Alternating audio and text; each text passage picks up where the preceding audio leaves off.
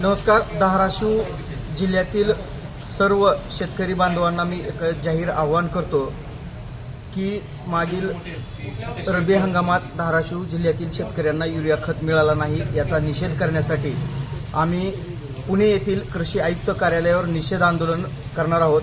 आणि त्या निषेध आंदोलनासाठी ज्या ज्या शेतकऱ्यांना युरिया खत मिळाला नाही त्यांनी आपल्या शेतातील एक शेणाची गोवरी या आंदोलनात माझ्या कार्यालयामध्ये समता कॉलनी येथील कार्यालयामध्ये प्रत्येकानं आणून देण्याचं मी आवाहन करतो.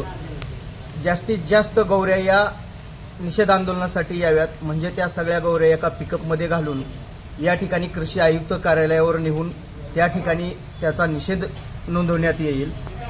खरं पाहिलं तर आपल्या धाराशिव जिल्ह्यात 7,883 मेट्रिक टन खत असताना परत 5,500 मेट्रिक टन खत मागवला, युरिया खत.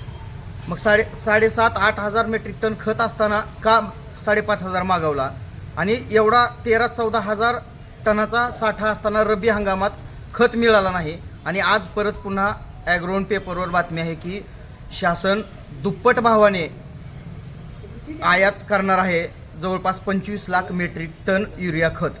मग हा नेमका खत येतो कुणासाठी? जर शेतकऱ्यासाठी येत असेल तर त्यांना रब्बी हंगामात असेल, महत्त्वाच्या काळात असेल, त्यांना खत मिळत नाही.